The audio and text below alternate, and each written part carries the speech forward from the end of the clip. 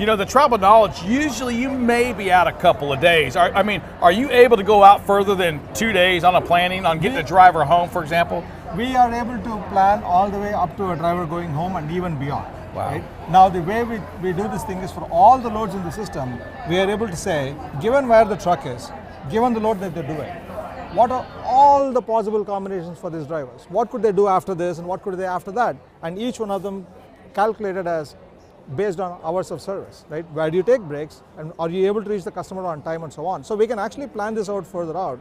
But what we also do is the network is going to keep changing on you. Even as much as you're able to see around the corner, it basically tells your planners what are the decisions you have to make in the next 3 to 4 hours of planning cycle, and then keep doing it over and over again. So it's not like a optimization that is built once, but a real-time dynamic optimization engine, which basically means that anytime I want to see a change, I can snap the fingers, get an optimization in 10 minutes or less, and keep doing the right decisions at any point. We believe it's important to keep adapting in a dynamic environment. I think that's what's really important. And we're not just talking about planning, we're talking about being able to dispatch it. Wow. I think that's the secret sauce here. There's a lot of others out there that talk about planning, but dispatching is where the rubber meets the road. And think about what happens in a planning, in a typical company. You guys do this all day. There's a planner who is doing the planning, and then the dispatcher gets the information, and the dispatcher is managing the driver. And there's quite a bit of a slip between the planner and the dispatcher on a daily basis. Fires are being put out, and when you're able to snap a network twin and do this optimization in real life, in real time, these roles of a planner and the dispatcher kind of come together, right? It's almost as if you have a fleet specialist who is allowing a chess engine that's on the back end that's making all the chess moves for them, and they're just like placing those moves and always being optimal. Yeah, he said chess, not checkers, drive safe, Dave. No, I'm a chess guy. I'm a chess guy. A little, and that means, in other words, they're going back and they're grabbing a lot of data. Playing chess, you're saying that, but you're taking all of these tools today. And Dave, a struggle that you would see on the operations side may be this, is that, man, why would my guy do this load right here? It doesn't make any sense because we're not seeing the big picture. Exactly. That's got to be a natural struggle when you're talking to a trucking company and they say, well, why would I deadhead 250 miles here to go get that to load. Go get that load. Yeah. I got a load right here 20 miles away from it. That's Exactly. the micro view versus the macro view, to your point. Right. Yeah. I mean, how many of us have tried before to kind of outsmart Waze, right? People are like, I know how to shortcut Waze, but Waze is looking way down the road and has a much more global view. That's really about the same way we operate. Yeah, It's a good perspective. It's like I like that. We talk chess, and it's all about the moves, right? It's all about the moves way out. 6 moves, 10 moves, 20 moves ahead. Right. You get way out there, and I'm like, okay, I give up. Just go knock the king over because there's no sense in even getting started because it's already figured out a way to win. Right. We're talking real dollars, aren't we? We're talking about real savings by optimizing when you get into there. What are we talking about? Like, how much money are we saving? What are we really saving? So, I mean, we have done this in a bunch of companies right now, and what we are basically seeing over and over again is an ability to get 20% more revenue miles per truck, right? I almost look at this and say, how about an 8-day work week for you? Instead of a 7-day week, you add 1 more day to this thing, and that's the amount of miles you're actually getting. Your drivers are moving more. They're basically able to get more pay, right? They're also able to go home on time, and we essentially route everyone through. So the impact is actually massive for the network. Your trucks are more utilized. Your deadhead goes down quite a bit because basically what we are doing, you're squeezing the inefficiencies in your network, and these inefficiencies are basically in terms of where your deadhead is, where your dwell is. Are you able to pick up and drop off on time? Do you have a better control on visibility to the driver's schedule? When you start to control all of those things, you suddenly start to see these inefficiencies vanish.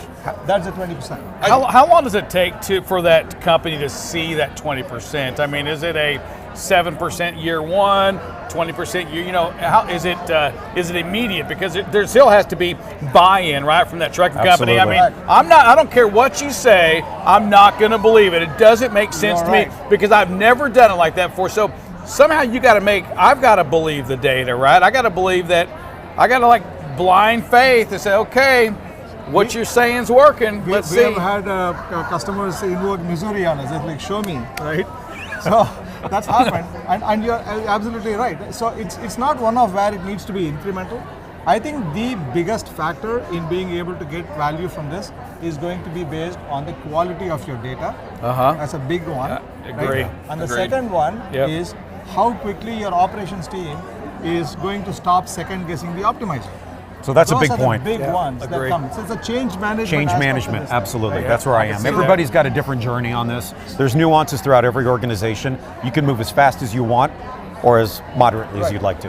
You know, I think that takes and what you're talking about here is a genuine relationship and a relationship that you build with that team that you work Correct. with. Yeah. You don't basically just go, here's the record, y'all listen to it, we'll see No. you later. It's not a relationship, No. it's a partnership. It's a partnership, There you right? go. You We're all got in to this go together. in, work Yeah. together, because it's not going to fit like a one. shoe, right? Right. Right at first. I mean, I'm not going to start running day one, right? You're Yeah. not going to say, here's your brand new shoes. We'll see. You know, That's right. It's going to be uncomfortable day one. It's right. not going to fit You're right. right. We're going to have to try on another pair. You're going to have to say, well, okay, we'll be back tomorrow. We bring you a new pair. How does that one feel? Well, it's a little rubs in the toe a little Yeah. bit.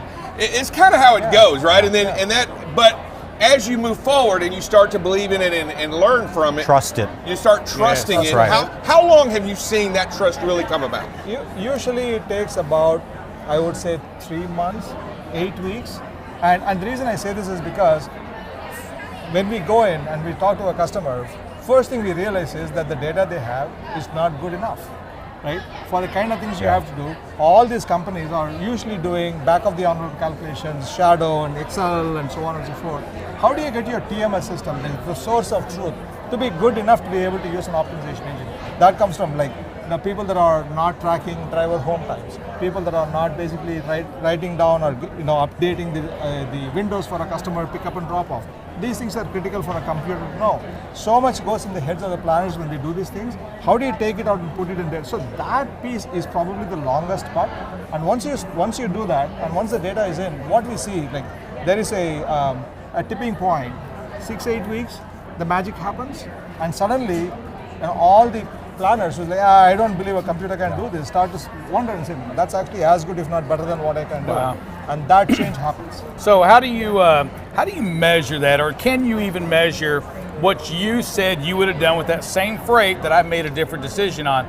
Can you come back to me and say, hey, had you just done what we said, this is how much revenue you would have made during this period, but this is what you did. So you can run Right. your reports and you run the two and you can see, can you measure that yet, or is that just... I'm glad you asked, because Yeah. I think that's really a big part of how we tell the customers how much are you leaving on the table, because this is not one that is easy to see. Yes. Right? This is an opportunity cost. It's not easy to measure. Yep. And the only way you could say, but my network is so different, right?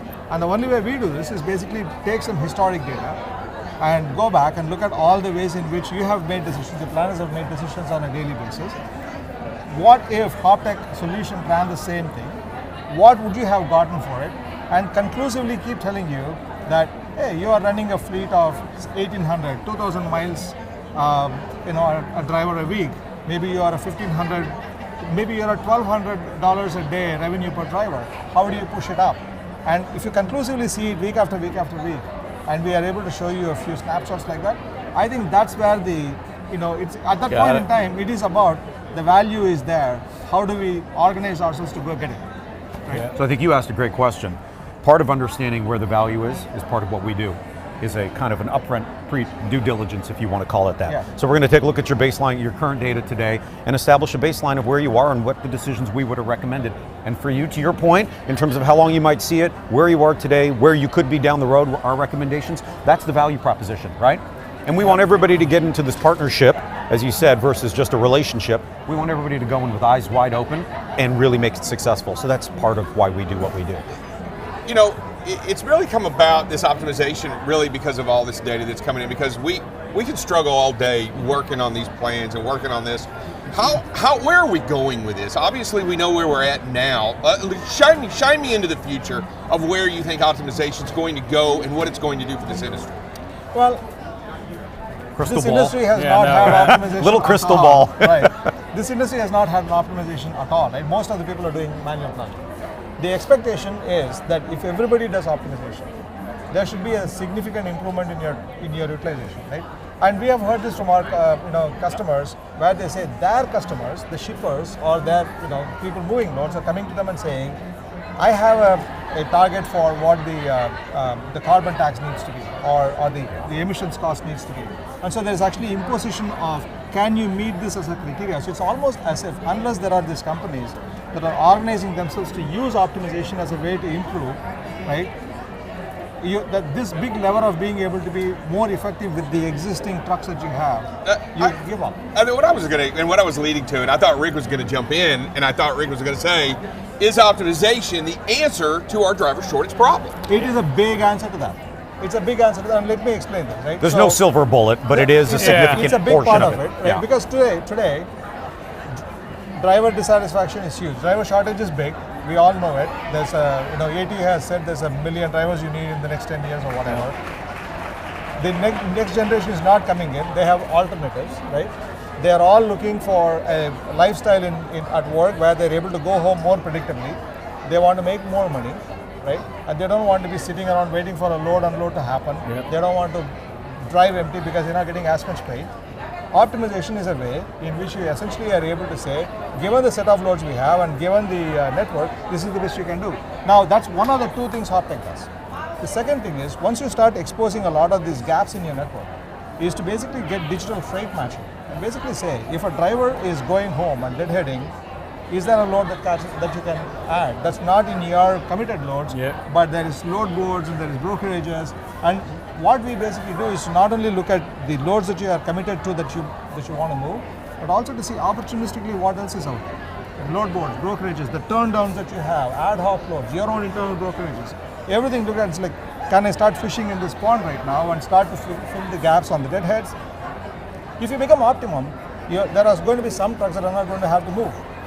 You do more with less, right? Is there any time that the optimization says, hey, you know what, this freight that you have in your system, this really isn't good for you guys? I mean, it is here. I mean, and I'm just saying, that's just not your good fit, or if you're going to make it fit, we're going to need to add something else. Does that ever conversation come about? It does come about a lot, and basically the way it manifests itself is in terms of the loads that are not getting picked up, or the trucks that once they have moved a load, don't have something to come back, right? So you always see this as a natural imbalance in the network that starts to happen, right? So there is this capacity issue or a demand issue, and these things, this is exactly where optimization helps, because if you are taking care of the optimization needs in the next, say, 24 hours, your planners and your CSRs are now looking around saying, this is the network I'm going to inherit 24 hours, 36 hours from now.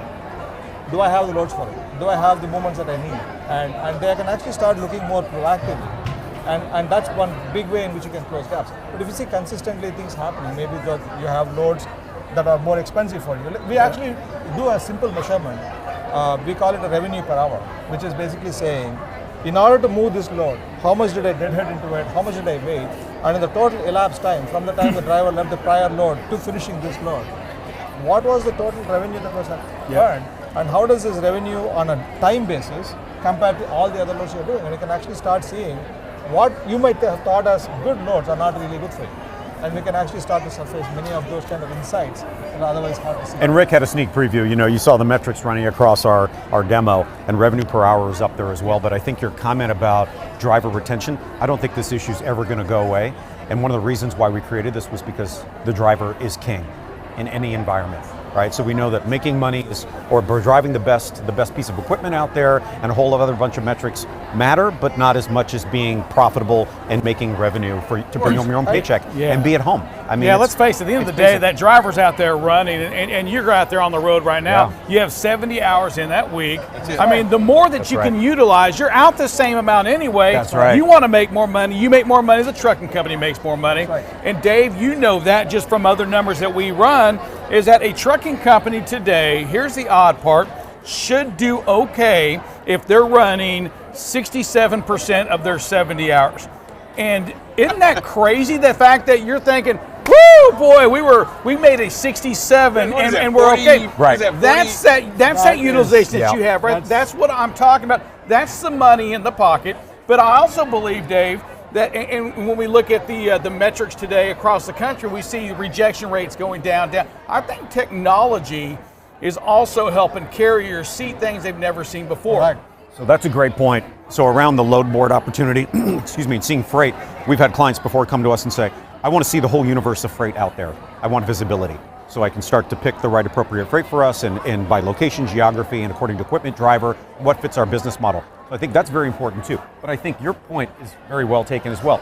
The metric or the bar is so low. Yes. It's got to come up. Everybody's got to be a higher performing organization. Really do. And I think when you talk to route planning and optimization and dispatch and everything like that, that's what this does, because it's going to take your dispatch and planners and put them into a much more strategic position rather than being tactical. They become optimizers, right? They become the folks that are putting that extra money on that truck. And so for the trucking company, I'll say this, listen, you got to make sure you sell it right to your people too. Right. You can't go and say, man, we have this optimizer. They're you coming guys in suck. here. Yeah, Shove it down your throat. They're It going to doesn't do work. it, and then you won't have a job. That's right. Nobody's going to buy into that, right? No, It's not absolutely that. not. It's absolutely So you got to sell. You know what? Your folks don't necessarily go. They become the folks that become optimizers. They're helping you go from 70 to 85% utilization. They're champions. Putting that extra money on Yes. that truck and in that company. They are your champions in the door. That's exactly Yeah. right. I mean, all these people, Exactly just right. going back to the chess example, all these people are playing chess like a grandmaster. Checkers. Right? Yeah. They're playing like a grandmaster, even though they are not one, Yeah. and they're always going to be better, and it ups the game for everyone. Oh yeah, no, it's exciting. I love that technology, and two things. Not only does it put money in that company, but to your point there, it goes out and looks. And tell me if I'm wrong, but it's looking out to make sure your driver that's got to be home in 7 days, that they're gonna get home in 7 days and get home the most profitable Correct. way, That's right? That's And, right. and as a carrier, I'll challenge this too. I know we talked about it a little bit. Listen, data. How critical is data? Because you can't call you up today. I can't call Hoptech up and say, hey, you know what? I'm ready to go.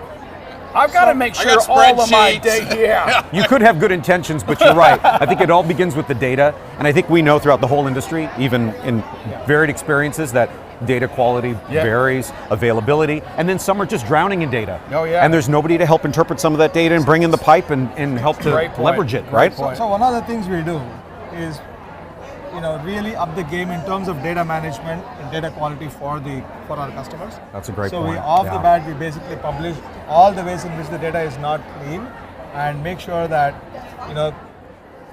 if there are a few things you have to do to get the data right, what are those? Got it. And that way you're not boiling the ocean. Yep. Really focusing on the few things that you have to do to get the data to a quality. So if you want to become Bobby Fischer, you get a hold of you guys right now, right? And then you can be the Grandmaster champions of all time. Anybody can do it, right? By doing that. How do we get a hold of you guys? I mean, honestly, we got you up. What's the best way to reach you guys? Hoptech.ai is probably the best way to reach us online. Fill out an inquiry form, and we'd be more than happy to get back to you and talk about. hoptek.ai. I am Balaji Guntur, Sean Maharaj, and I think there is some information about us on this video as well.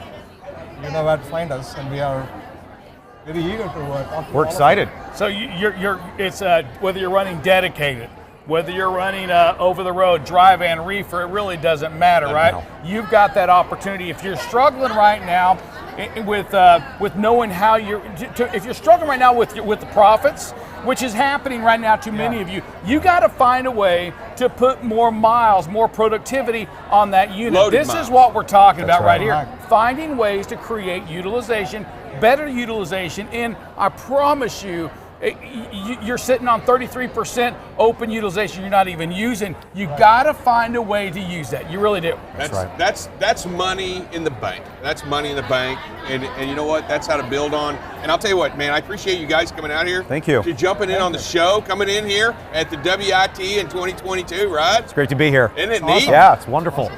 Thank you. All right. Hey, listen, we'll be back with more BCB Live. We're the safest station in the nation.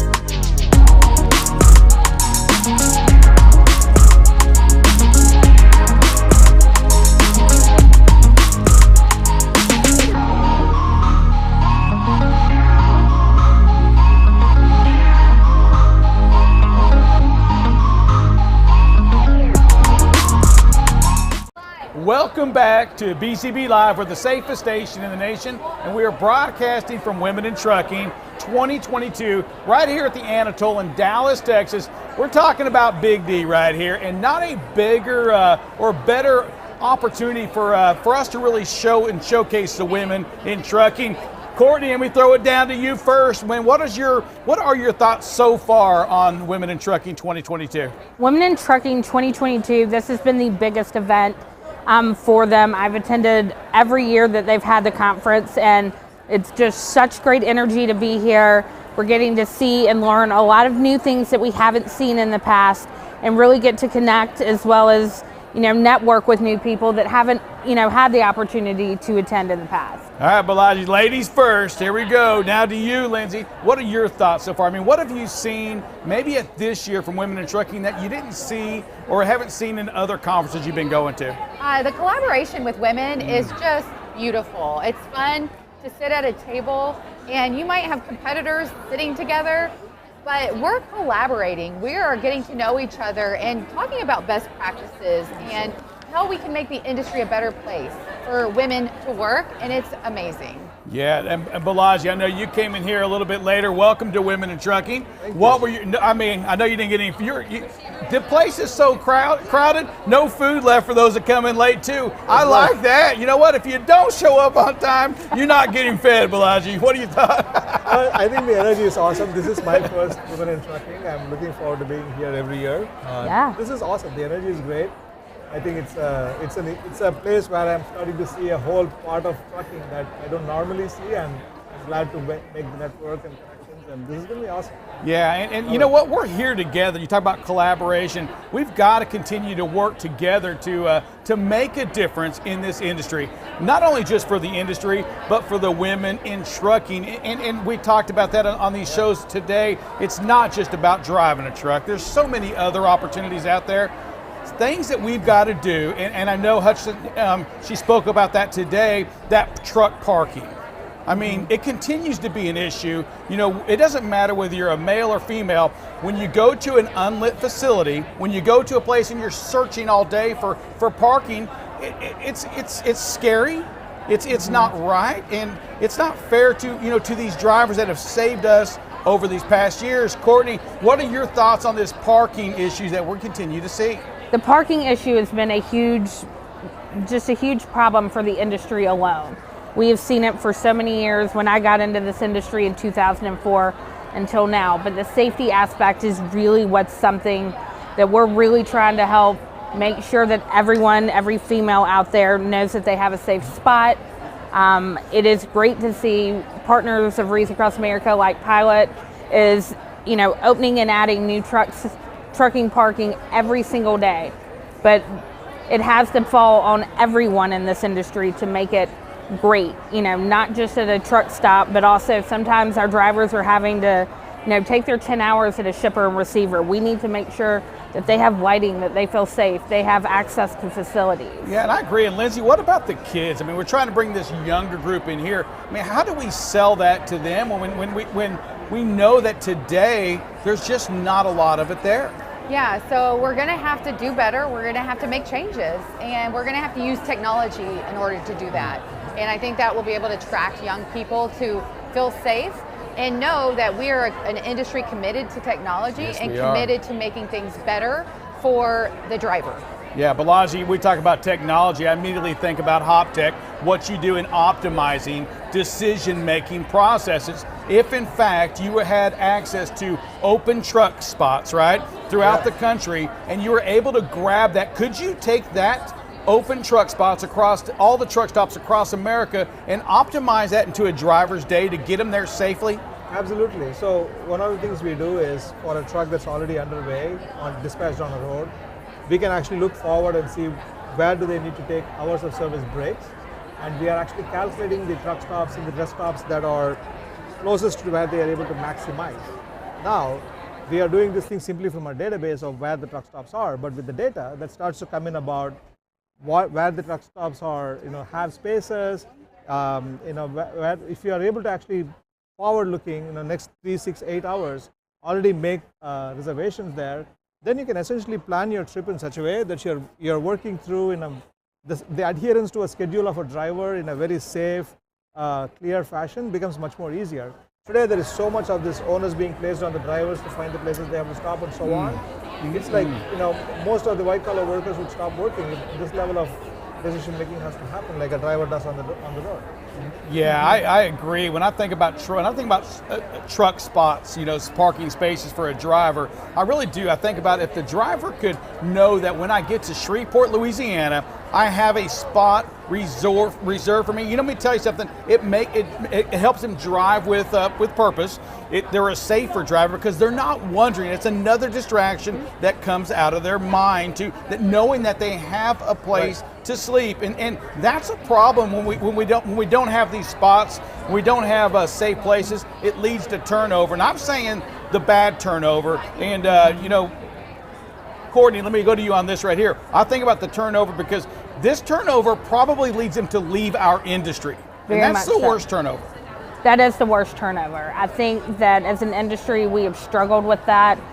With my background in recruiting and retention, I can tell you that is one of the main stressors for a driver out there. And the one thing that I don't want someone who is behind the wheel to do is stress that they have to figure out where they can park, where is safe.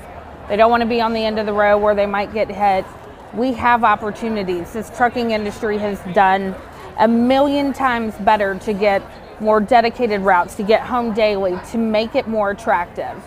But we still have to do a better job communicating that. Yeah, we do. And Lindsay, on that same thing, the only way we're ever going to really fight the driver shortage, or one way to fight the driver shortage, is number one, to quit losing drivers leaving our network while bringing those in. Turnover is a major, major issue. Any thoughts, ideas on just what we need to do as an industry to number one, stop it so they quit leaving, and number two, fix it so they're welcome. They jump into our industry. Well, we've got to make it attractive by providing technology. Thank you. Yeah. And technology is very attractive to young people. And so we have to, as an industry, come up with technology that is going to make them feel safe, that is going to make them want to stay and continue their career as a professional driver. And so that's what it's all about. It's about creating those pipelines, but also creating middle school, high school programs where they can start to be introduced to trucking and get trained, and then create a good job that's safe, where they feel comfortable, and where they can be successful. Yeah, and our industry, and I tell you, this is a major problem I think that we have, is to bring in that younger group, that next generation into this industry, is listen, when they show up to work on time, they need to get paid. None of this 2 hours free, how do you bring somebody into this job force today? You talked about, other white collar places. How do you come into work on time and yet you don't get paid until after the first 2 hours because the first 2 hours are free? What does that even mean? Anybody? No one would ask any of us to come in and work for 2 hours for free. So why should we expect that from someone else? It really comes back to treating our drivers and our staff with dignity and respect. That's where we lose people. That's why organizations and the technology that are out there are so important to us, because we know what's happening. But treat somebody with respect, because at the end of the day, they have families that they're taking care of. They have homes, and they have to outsource things to get done in their home, whether it's their grass mowing or whatnot, because they're out on the road. So we have to pay them for that. Laji, what do you think when I say those words about drivers showing up to work on time and yet they don't get paid for 2 hours after they show up? Optimization, using your technology, how can you make a difference in that? Well, a lot of these drivers that show up and don't move on time, they are waiting in customer locations, they are deadheading. A lot of this is actually a consequence of the dispatch planning not being effective. Right? At the end of the day, when you have 100 trucks and like 3 loads to move, it's not an easy problem for anyone to solve. It's not a human solvable problem. So optimization is a method to actually figuring out the best combination of things that squeeze out this inefficiency, squeeze out the waiting that the drivers have to do, the deadheading that they're doing. So in other words, even for a fleet company, as opposed to saying, I'm just going to pay this driver 2 hours to wait, using optimization is a way for the fleets to say, I'm actually optimizing the way I'm using my resources, making sure that they are productive in the time that they are giving us, and optimization really is a win-win for all around, because it makes the fleets get better value, better utilization of their assets and drivers. The drivers move more, they get paid more. The customers are happy because you're picking up and dropping off things in the right time. There's certain all-round goodness that comes from being able to do a fleet level planning that's absolutely impossible for an individual planner to be able to do. But Lindsay, how do you fix it? I mean, who's going to be the first company to say, you know what, you show up on time, driver, I'm going to pay you no matter what? Because every trucking company is going to have to do that for this to work, to get that, again, that younger group to come in. Nobody wants to work for free. I mean, we wouldn't do it at the office. How do we tackle this as an industry, as a trucking industry? Well, if you use optimization, like what you were saying, then the carrier is going to be more successful because they're optimizing their loads and they're not deadheading and they're providing their product on time. And so it's a win-win. It's just a matter of getting it out there and pushing it out. Courtney, what are your thoughts on that? I mean, when are trucking companies ever going to start paying at hour one, minute one? I mean, I think it's that hard. There's a trend. The LTL industry is already doing that. But the optimization is going to be key for the full truckload carriers. To his point, you have all the data to really better plan, but what you can also do with that data is take it back to your customer and say, hey, my driver arrived on time, you made him wait 6 hours. Or I had drivers that hated going into the Northeast and would try to turn down a load towards the end of the week because if they get there at 3 o'clock, they know they're not getting unloaded, and then they have to sit there all weekend. And unfortunately, the warehouses and receivers and shippers all play a part in this. So being able to go back and take that data and go, here's the full picture. I understand how this affects you, but there's definitely a ripple down effect. So how can we work together now that we have this data? You probably have data. Let's all put it together. Let's paint the full picture so we can make this better, not just for our driver, but for you. So I'll open this up to anybody. So we say all of these things, and everything that I hear, there is a cost associated to it, right? Is it the end of the small carrier? I mean, is the bigger just going to continue to get big? I mean, at some point, all the detention modules, all the optimization, the ability to pay somebody on minute one, how many small companies can afford to do that? Are the bigger companies just going to continue to get bigger? I mean, we see it happening. Anybody? Well, let me take a technology view on this, right? So clearly, the industry is extremely fragmented to the extent that 93% of the carriers are 6 trucks or less. Oh yeah. So that's going to continue. It's not, you cannot wipe away this thing, right? Very easily. Even if the big carriers are there and they're investing in technology, a lot of us won't get our goods if the small guys are not still moving.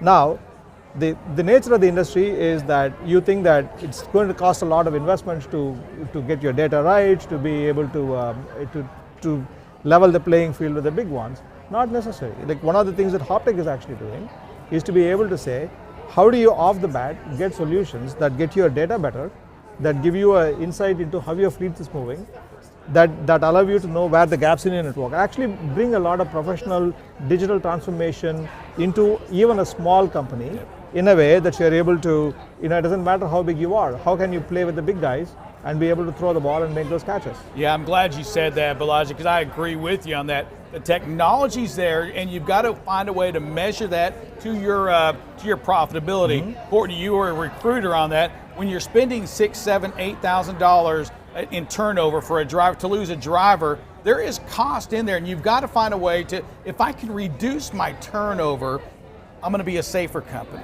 Yes. If I can reduce my turnover, I'll be able to get more of that customer freight. If I can reduce my turnover, all of a sudden, you know what? This optimization that I was so scared of, it's more than paid for itself. Paid for itself. Cost of turnover, talk a little bit about that. Cost of turnover is huge. Being, a director and being a recruiter at that point is something, because I look at it and go, not only do I look at what it costs us for a truck to sit still, what does it cost me in advertising, what does it cost me in salary, benefits, all of those things, bringing people in, what we're doing to get people there. That retention is such key. It becomes something that you sit there, and the more you look at the numbers, the more your stomach gets queasy. because there is a cost. I'd say, I'm thinking frustration. How frustrating is it to wait, to not get paid, to be nervous that you don't have a place to park? That's when recruiting companies get the phone calls, right? They're calling us, hey, I'm stuck here and I don't ever want to be like that again. What's your detention policy? And your recruiters really have to know everything and be ready to go. What's your detention policy? How do you pay? When do you pay? Do you hold a week back? How do you feel about this? What do you do if I get to a shipper up in New Jersey? They tell me, oops, we're not going to get you unloaded now. And even though you showed up on time, you're still not going to get unloaded until Monday. How are you going to handle that so it doesn't affect my check and also affects my income? Because the moment that somebody doesn't get home for little Billy's, birthday party, they're done. They're already calling another company, and every company is going to try to give them a job and tell you, yes, it's not going to happen. I'd love to tell somebody, no matter what carrier you work for, I can make sure that doesn't happen. No, I can't. But what I can do is try to make it up to you. How do I make this better for you? And how do I give you the honesty? Because that's where your recruiter really sells the retention. Being honest, going, hey, we're not going to do everything perfect. But if you run into an issue, call me. Because a driver is going to turn around and call the recruiter because it's the first person they ever talk to at a company when they have a problem. Yeah, there's no doubt. Lindsay, I want you I really do. I want you to look in this camera because you're dealing with that younger group. You're out there and you're talking to that young group about getting into our industry. But for that to happen and for us to really do that, we've got to make changes on our side as well. If there was something, 2, 3, one thing, whatever that is, you would want to say to a trucking company, to the transportation industry, to make it better for those that are coming in here, hey, what would it be?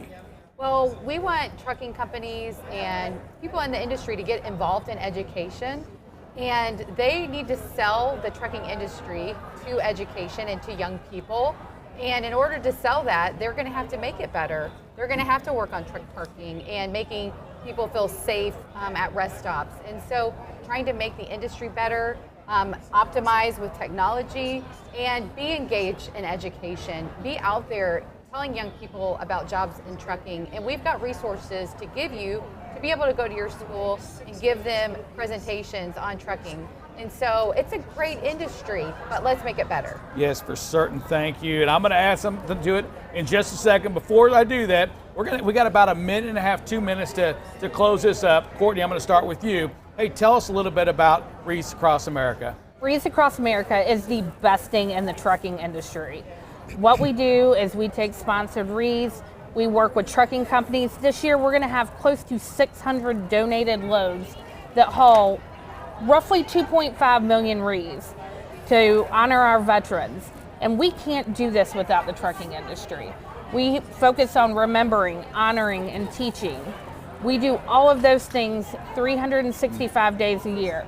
The trucking industry really comes in that last quarter and makes what we do that 3rd December each year the best thing ever. We all get to come together. We help people. We honor people. It's the most important load you're ever going to haul.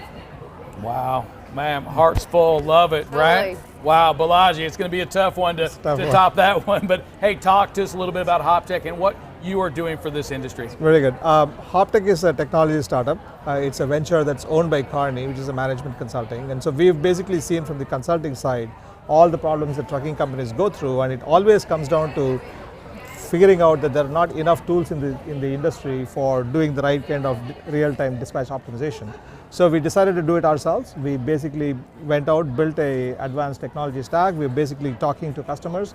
Our HopTech is about providing the fleets an ability to plan in real time, being able to find the gaps in the network and close this through dynamic freight optimization.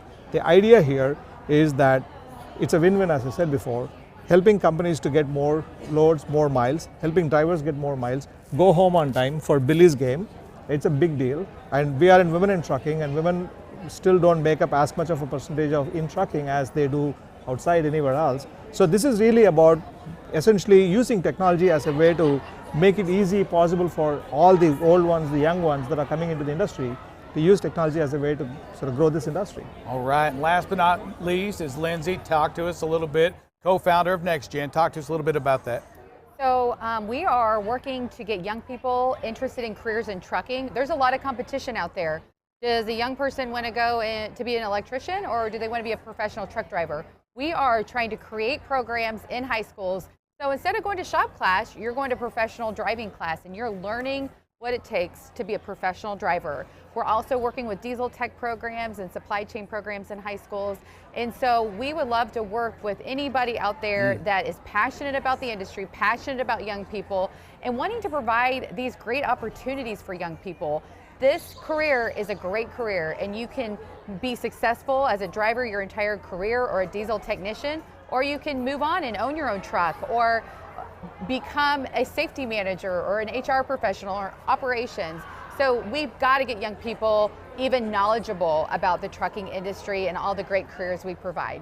And I'm honored to have each of you here on the show. Thank you so much. And I'm going to close it here. I am Sir Rick with BCB Live. And what you've heard today is that we, in our industry, we have a lot of action that we've got to make happen. We can't expect this industry to get better by just snapping our fingers. We've got to make a decision to make it better. We have to make a decision that says, you know what? Any driver out there, I'm going to make it the best place for them to be. I want this to be their home. And for this to be their home means you've got to treat them like you got to welcome them like they're your son, your daughter, your spouse, whatever that's. You have to make it their family. You got to make it their home. It takes action. It doesn't take words. You've got to make a difference to make this industry a little bit better. We'll see you later. We'll talk to you in about 30 minutes with more BCB Live, the safest station in the nation.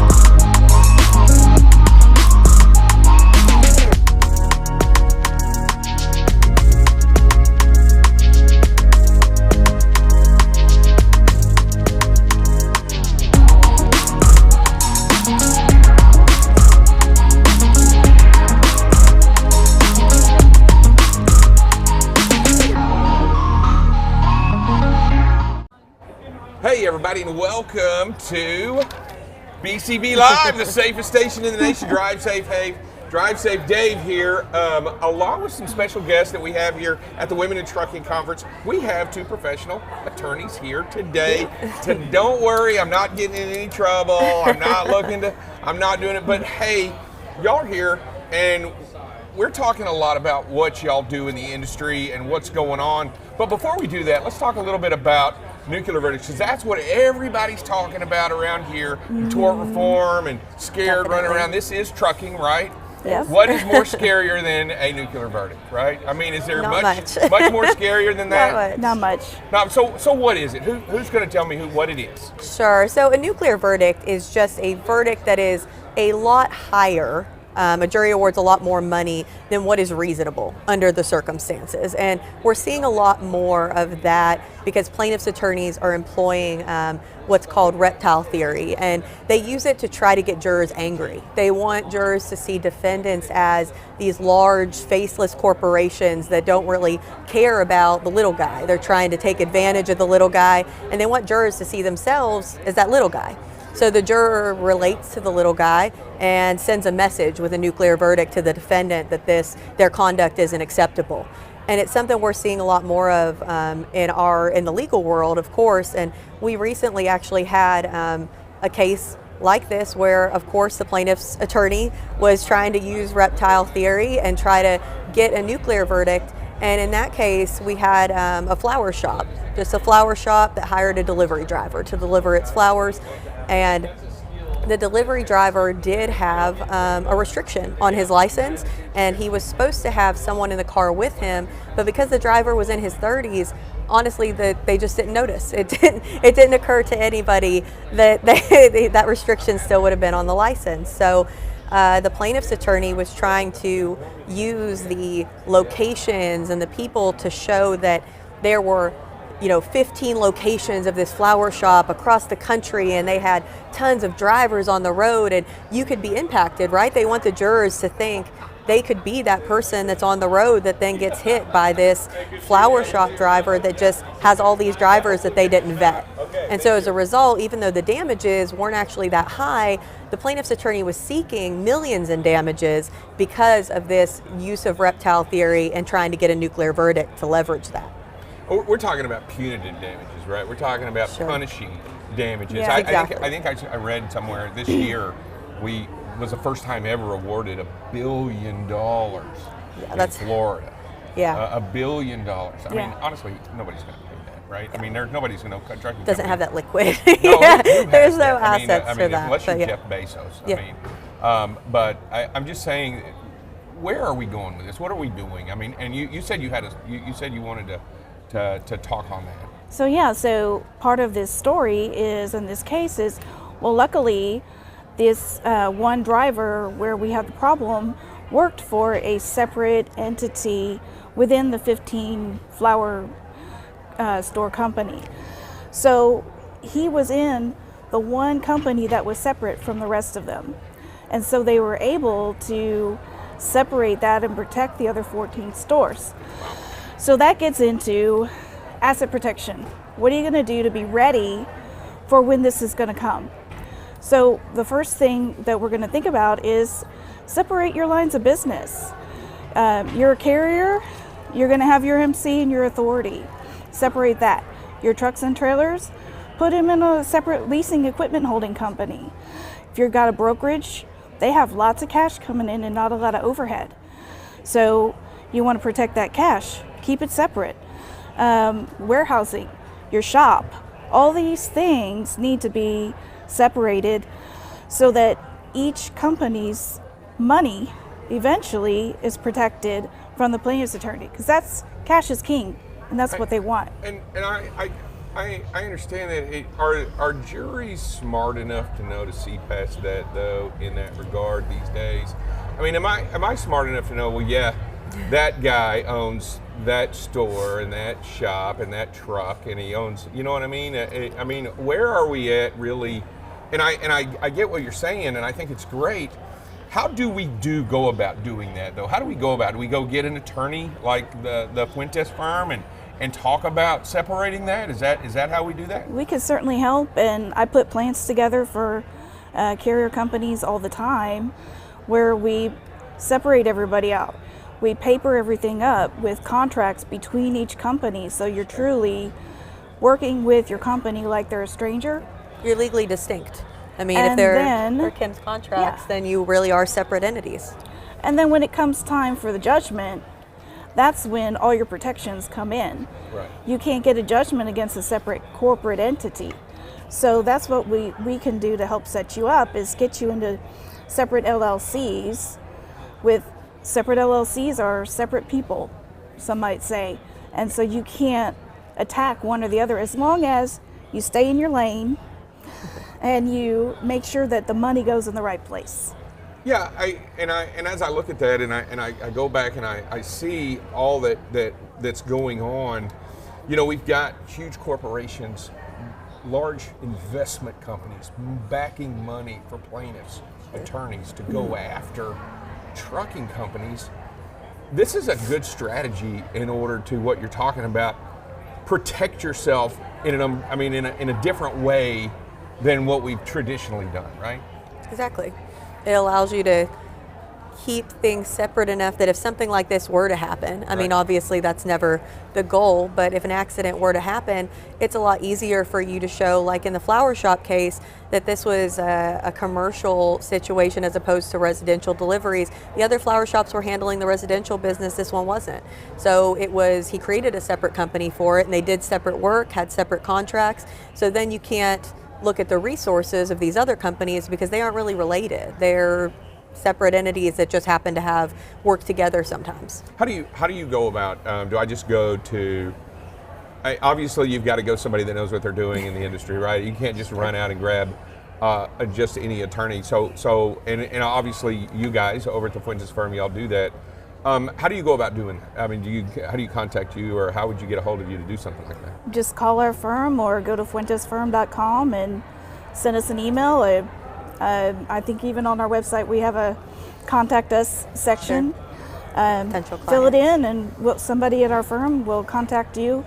Are there other best practices to follow as a trucking company that we can talk about? I mean, obviously you've got divesting all of your different businesses and creating these. What are some great ideas? And I mean, obviously you guys know it better than anybody.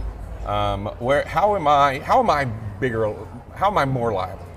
Sure. So I think one of the things ahead of time, at least, is to make sure that your hiring and training and all of that is proper. You know, if you're following good hiring practices, having good training practices, making sure that you are doing complete background checks, making sure that you have consistent requirements in place for hiring drivers, making sure that you're doing road tests, things like that, so that if something does happen, it's easy to come back and look in your files and say, these are all the things we did to make sure that these people were qualified and did know what they were doing. We covered ourselves and we made sure that the person out on that road was safe. We weren't negligent, right? Exactly. We were doing everything we could in that regard. And when you say best practices in doing that, I liked how you said being consistent, right, across the board. I think, and it should have a proper paper trail, right? We should be documenting what we're doing, doesn't it?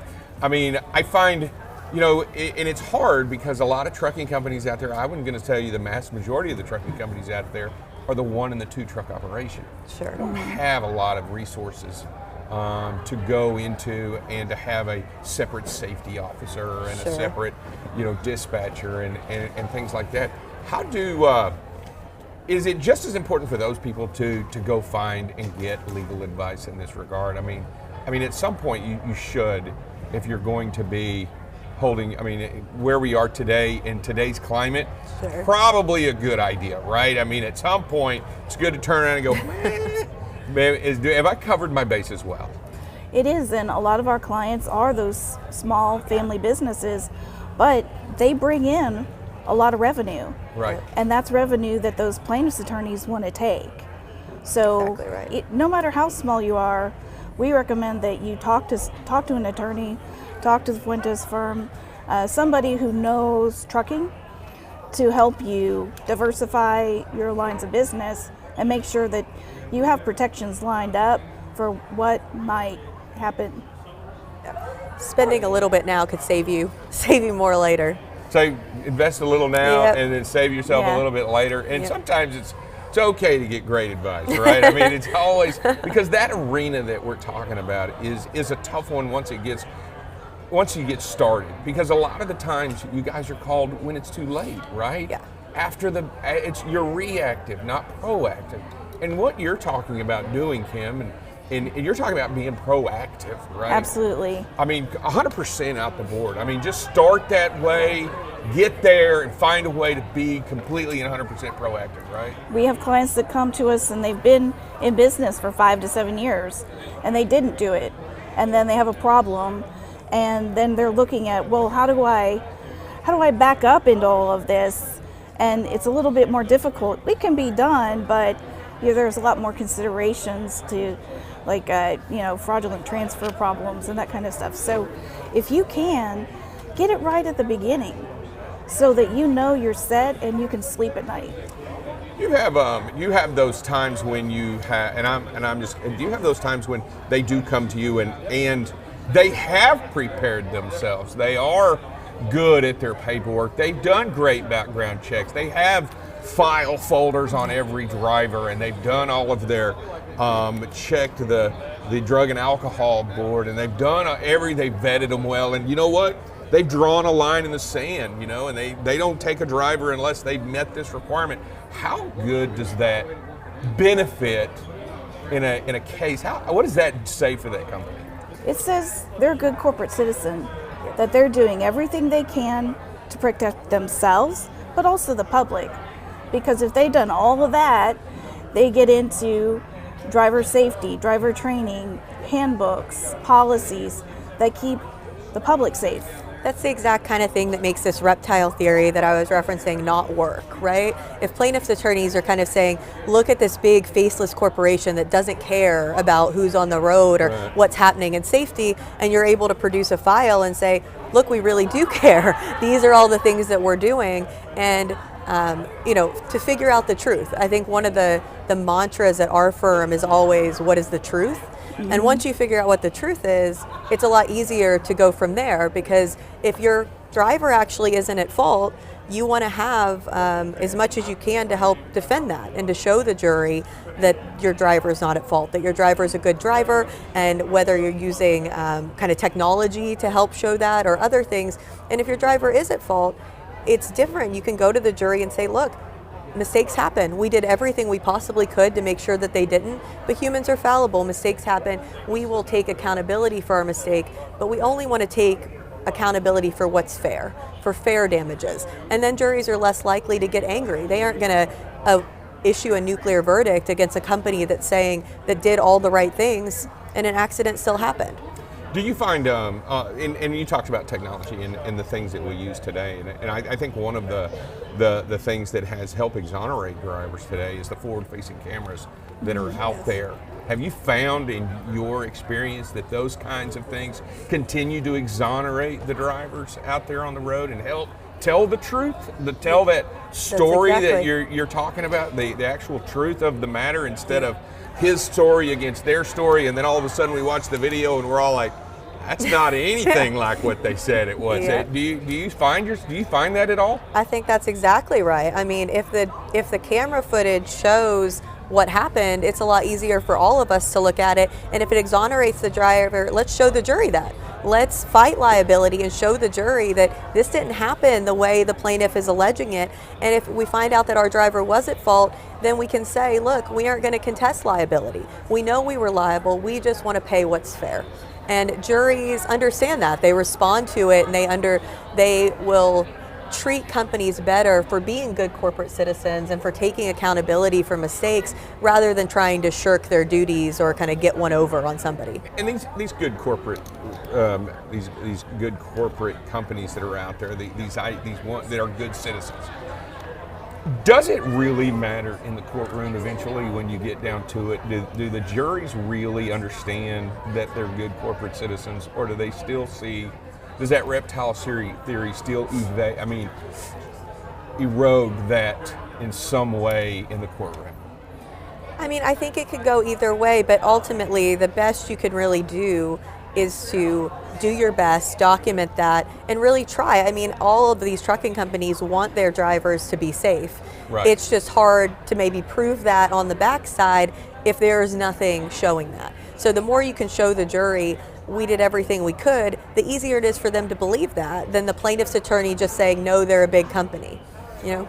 So your advice, and each of you is your advice, is find a way to legally protect yourself, not only by doing the right thing, which is what we've all been wanting to do, but also stepping up and getting an attorney and finding some legal advice that helps you take care of some of these things that you're talking about, Kim, in splitting up these companies and making sure that you're doing everything you can once the ship sinks, right? That there's enough lifeboats in the boat to get into, right? So everybody's safe. It's kind of what we're talking about. Exactly. Be a good corporate citizen, stay in your lane, do what's right, and you know, it takes a lot out of that big, huge story that the plaintiff gets to tell in the beginning. It deflates that when you say, you know what, we're really good.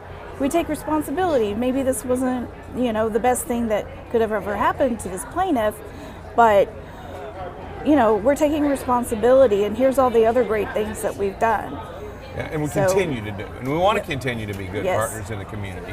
I think that's important. I look today and I see, and you and I both know, and as we go down the road, we can see the billboards and we can see the negative advertising. Y'all know it's for real. It's not, we're not shirking away. We see that it's there. I think it also is important, and I like what you're saying, I think it's also important that we, in this industry, not only have to go to the associations and get tort reform and all this other stuff, but really, and I said this before we started and I threw it at you, if you fail to prepare, then you prepare to fail. Exactly. And that's what we're talking about doing here, is preparing for the worst. And just we don't put seatbelts on because we want to be in an accident. Exactly. Right? We put them on in case there's an accident. Yep. And what you're saying, Kim, is that, and what you're also saying, and Katie, right? Yes. What you're saying, Katie and Kim, is that be prepared in whatever way you can, not only by being a good citizen, but by preparing yourself legally and doing the things necessary to be a better trucking company, not only for your business, but for your community and everybody out there. Because ultimately, that's what we really want, right? We really want the trucking companies to be good citizens. That's exactly right. Yeah. I mean, and most of them are. They just sometimes don't know how to go about doing it. Is that right? Right. Yep. And having that preparation lets you differentiate yourself, right, from the companies people see on the billboards and are afraid of, the advertisements for these bad companies. Being able to show all the good things that you've done to make sure that that's not you will let jurors make that distinction. Well, I hope so, and I think I appreciate y'all for coming on today, man. I'm glad y'all are out here at Women in Trucking today. It's fun. You know, it's nice to see smart, bright women in the industry making a difference. I appreciate y'all being here. Anytime. I think that we as an industry have to find a way to be more inclusive if we want to be successful. Sure. We have to be better at what we're doing in this industry, and we can't do it without guys and gals like, I mean, you know what I'm saying, without without you guys, we can't. And for so long, I've been doing this a long time, and it is refreshing to know that there were 1,700 people in this. They're in this audience today watching the female director of the FCA speak today, Ms. Hutchison. And it's all because we care about trucking and we care about doing the best we can and making the industry better. That's know. why we're here. I know, and it gets in your blood, doesn't it? It's crazy. All right, I want to thank you guys for being on, man. I appreciate it. Hey, do me a favor.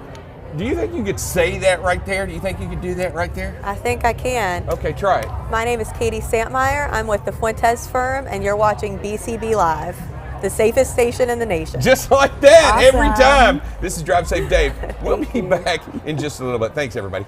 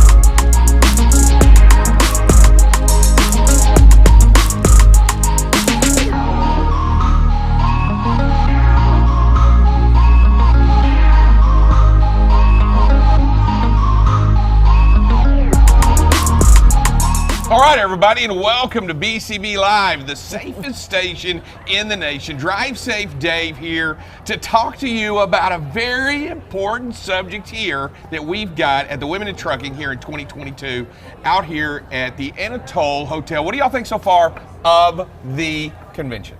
It's exciting. It's nice to be surrounded with so much positive energy. So I am drawing in on it, right? So I came in today and I felt down, I was dragging, and yes, I was uplifted when I walked in and saw 1,700 people listening to the director or administrator of the FMCSA speak today. Robin Hutchinson. Robin Hutchinson talk today. I'm telling you, got a little bit of positivity going on there talking about safety. All right. Here we are. Brandy, Laura, Kelly Lynn, we're all here to talk about truckers against trafficking, aren't we? Yes. Right. Yes. Let's talk about it. Let's talk about truckers against trafficking because I currently am a member. I have been a member for a while and a trucker for many, many years. And I'm excited to talk about it. So here we are. Why don't you tell us a little bit about what it is? And because I sure could steal the show, but it's not what we want to do. We've got guests here, so we want to make sure that they tell the story. What is Truckers Against Trafficking? it's an organization that, and we're talking about human trafficking. We're not talking about drug trafficking. We're talking about human trafficking that is working with the people that are at the ground level to train them to recognize what's happening and to report it so that we can help stop human trafficking in any form. So how did you get involved, Brandy, with Truckers Against Trafficking? Long story, but I got involved. A friend of mine actually is with Truckers Against Trafficking and became a member some years ago. And the company I used to work at with Walmart got me involved, and position came open and I applied, and I've been here a year now. So loving the job. I love being able to do what I do and go out and educate the communities, public, industry, and everybody in between on being aware of human trafficking.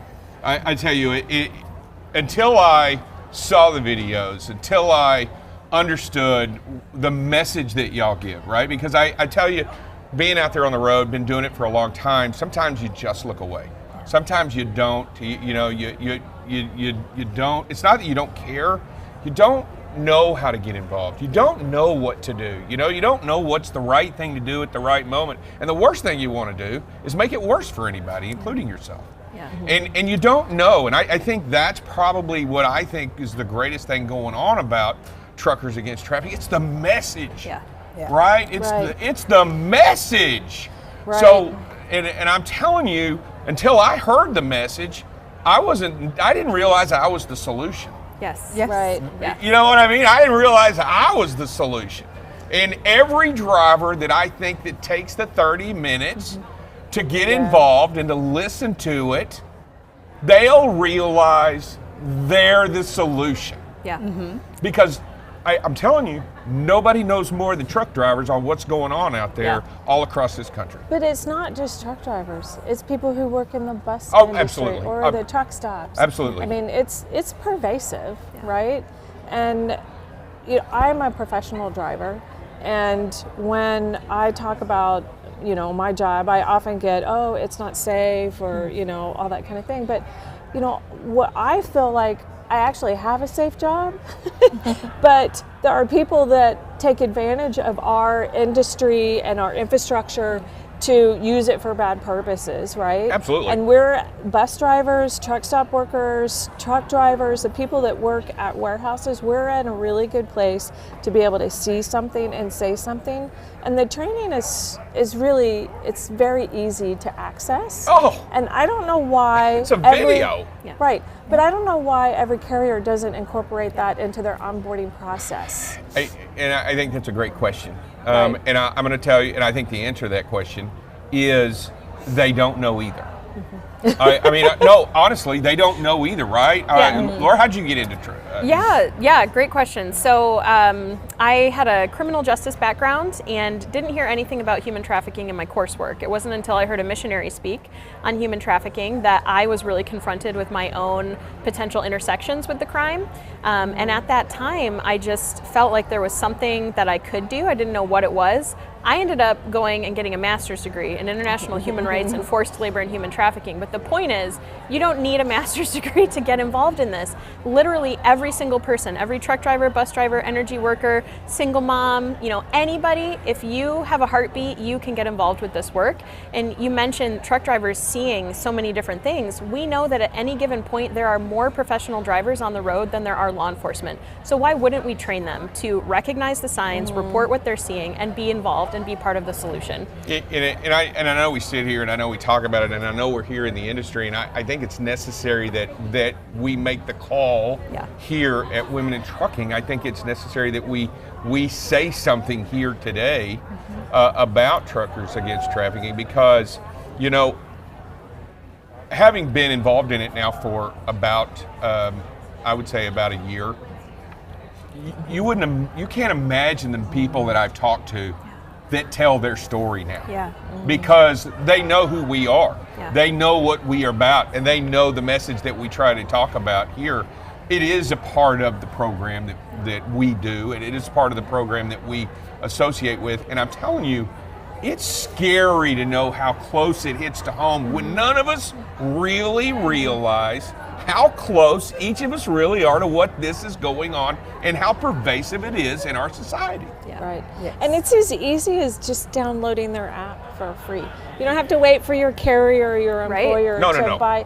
Just download the app. The training is included in the app, along with a lot more information about the organization. So why not?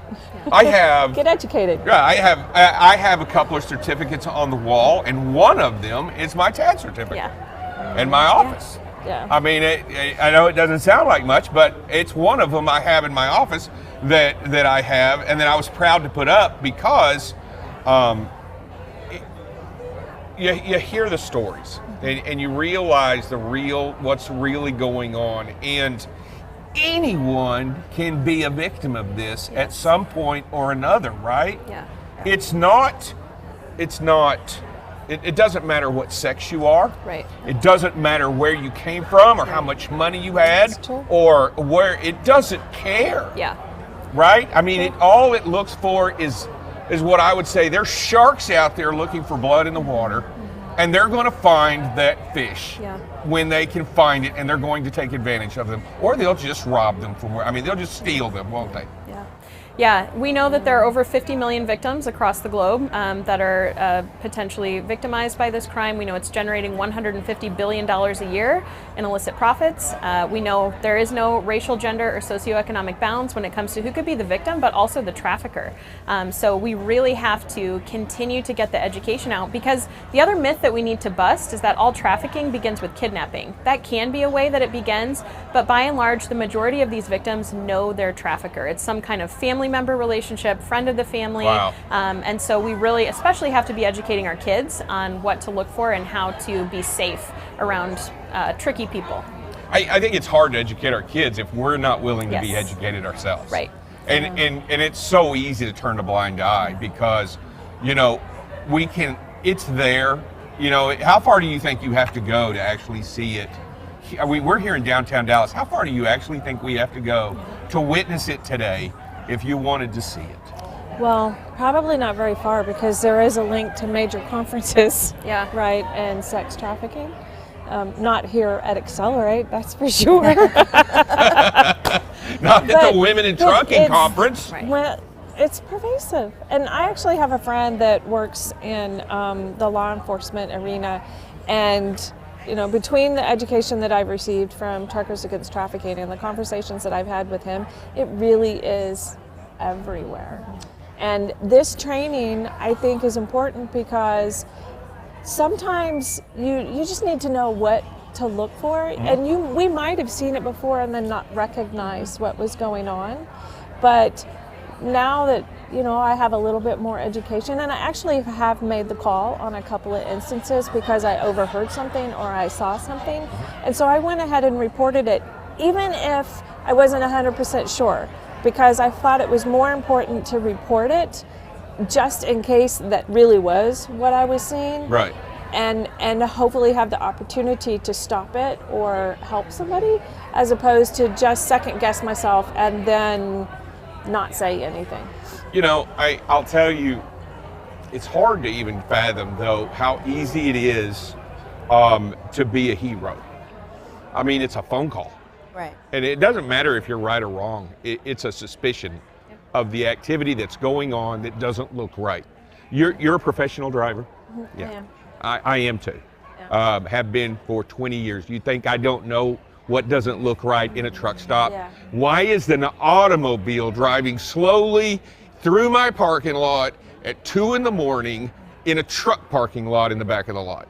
I mean, what's he doing back there? Seriously, why is there a car back there?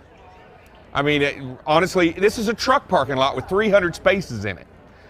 There's parking up close to the front for cars. My deal is that it's not just that. It's not just truckers. It's everybody can get involved in. And I think truckers was a great avenue. I think it exploded. I think there are a lot of truckers associated with Truckers Against Trafficking, aren't there? Yes, we've trained over 1.3 million people so far. And you have more to train. Yes. Mm-hmm. You have more to train every day. Yep. And we have, and like you said, I like that. You've got shippers, receivers. Mm-hmm. You got traffic offices all over. You've got truck stops. Bus stations. Business travelers. We all need to understand this too. In and out of airports, checking into hotels. Right? It just driving down city streets. It's not just happening at truck stops. This is happening in so many places. It's happening in suburban areas as well. Yep. That shocked me the most, is that a well-to-do area does not mean that it doesn't happen there. I mean, anywhere that somebody takes advantage of somebody else for money and profit through the expense of a human being, and that's what we're talking about. And I'm telling you, it's sick. We've got to do something about it. I'm glad y'all are here. Do y'all have a booth here, or what are y'all doing here? We have a booth, but Brandy, tell them about our trailer. I mean, here it is. We've been showing it in the background. The Freedom Drivers Project. We are located outside in the truck and tour technology, and it's open to tour during the time that the tour is open.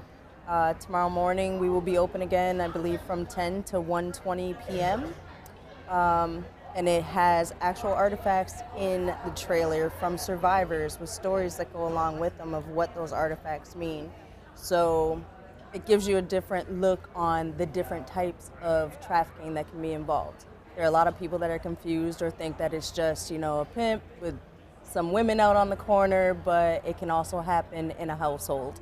A family member can traffic their own child or relative it out happens, of the house. right? It happens Every day. Sadly. Sadly, every single day. And I'm telling you, and as we sit here and we talk about it, and we talk about a solution, what I like about the phone number is you don't have to tell them who you are.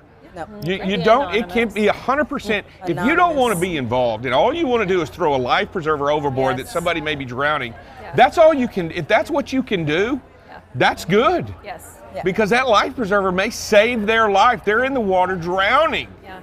And all we're asking you to do is throw a preserver overboard by making a phone call. Yep. It's not that hard. And you know what? You don't have to raise your hand and say, I'm a hero. You don't have to. But you do have to do something. Yes. Yes. If you want to be a good citizen, You want to do the right thing, and you want to find a way to help those that can't help themselves. I mean, how important it is to stand up for those that can't speak out. It's an opportunity, it's a chance of a lifetime that you can do that. I celebrate that y'all are here. What, if any message, what do you have, Brandy, that when we're here? I would say the biggest thing is me being a mother and a grandmother, you know, if that were one of their children or if it were one of mine, I would hope that somebody has the education that would make that call to help bring my child back to me. Laura? I would say it's free, it's easy, it can be done in less than 30 minutes. There's literally no reason why every carrier, I mean, Kelly Lynn has already said it, why everyone is not involved in this work. We make it easy, we send all of the materials. We are here to brainstorm and to support all of our partner companies, so many of them that are here at the Accelerate conference. But we need your help. We need your help. You know, go ahead, Kelly Lynn. Well, I was going to say they also have a decal that you can put on your window, and I have it on both sides of my truck. Absolutely. So that even if, and it's good for me to have it because then I've got the number right there, right? But also if anybody passes by my vehicle and they need help, then that number is right there for them. You know, you can call Truckers Against Trafficking. They will send you the information. They will send you the flyers. They will send you the information guidebooks. They will send you what you need to get started. They aren't shy. They will ship it right away, and they'll have it in your orientation room tomorrow pretty quickly. I'm telling you, you just got to make the phone call. And download the app. And download the app. Of course, always download the app. But watch the video, watch the training video.